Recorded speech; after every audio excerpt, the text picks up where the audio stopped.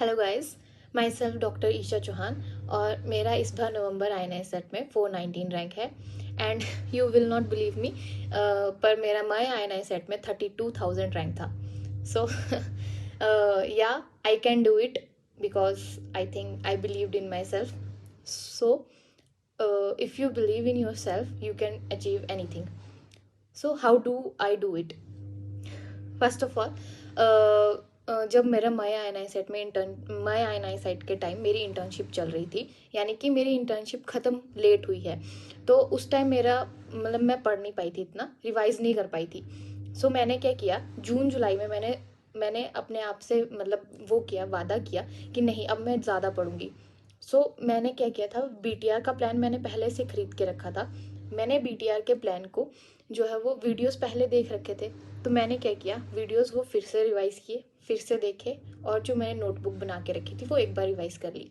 फिर मैंने जब वो एक बार रिवाइज़ कर ली तो मुझे अब फिर से रिवाइज़ करने में ज़्यादा दिक्कत नहीं हुई. मैंने जो BTR की नोटबुक थी वो एटलीस्ट 5 to 6 टाइम रिवाइज़ कर ली. फिर क्या इसके बाद क्या किया मैंने, डेली मैंने 50 MCQs किए. डेली 50 MCQs करने के बाद मुझे ऐसा लगा कि जो क्वेश्चंस होते हैं ज़्यादातर PYQs होते हैं और PYTs रिपीट होते हैं. I focused on the topics which are from previous years and deeply उनको स्टडी करना शुरू कर दिया.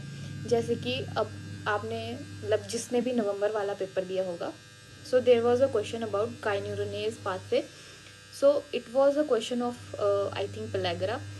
तो उसकी ही पेलेग्रा के ही अंदर जाके कई सारे विटामिन्स की डेफिशिएंसी की वजह से भी पेलेग्रा हो सकता है. Which pathway is inhibited by that.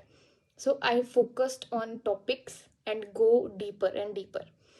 So now मैंने MCQs कर लिए, BTR रिवाइज कर लिया, बट फिर भी लास्ट के 20 days के रिवीजन के लिए BTR इज़ वेरी मतलब बहुत ज़्यादा पेजेस थे. तो मैंने क्या किया, अब आफ्टर 5 to 6 टाइम रिवीजन मैंने हर एक सब्जेक्ट के लिए एक A4 साइज पेपर ले लिया. उस पर अब मुझे पता लग गया था कि अब मुझे इस पेज मतलब BTR के पेज में से ये चीज़ रिवाइज नहीं है, मतलब ये चीज़ याद नहीं रहती है चाहे मैं जितनी बार रिवाइज कर लूँ. तो मैंने वो उसको पेज पर नोट डाउन कर लिया. ऐसे हर एक सब्जेक्ट के लिए मेरे पास 19 पेजेस हो गए. 19 पेजेस. अब मैंने 19 पेजेस लास्ट के 20 days के लिए रखे थे कि वो मैं रोज़ रिवाइज करूँगी. I revise that those 19 pages for 20 times. I think if you revise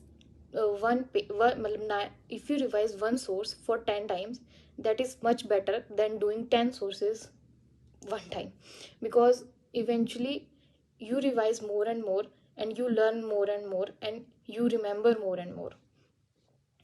That was about revision. And I take grand test every week. Grand test जब दे रही थी तब लग रहा था कि कुछ कुछ क्वेश्चंस में मैं बार बार सेम मिस्टेक्स कर रही हूँ. मुझे लगा कि ये कहीं नहीं जा रहा है, ये स्कोर स्टक हो गया है. मैंने क्या किया, एक GT की नोटबुक लगा ली कि जो क्वेश्चन मैं बार बार गलत करूँगी वो मैं लिख लूँगी. एट लास्ट मेरे पास वो मतलब ज़्यादा नहीं लिखा मैंने, बट एटलीस्ट 10 to 20 पेजेस बना लिए. उससे ज़्यादा नहीं बनाया, क्योंकि अगर उससे ज़्यादा बनाने लगती तो लास्ट में रिवीजन नहीं हो पाता. मैंने हर एक चीज़ कंसाइज रखने की कोशिश करी, हर एक चीज़ सिस्टमेटिक रखने की कोशिश करी कि लास्ट के 20 days में अच्छा रिवीजन हो सके. That was all about my revision and strategy. And also it also helped me in NEET. As in NEET I got 3000 rank. It was also good rank, but I was expecting more. But at last, if you believe in yourself, you can also get more. I got 419 rank in November. And also I cleared my UPSC CMS.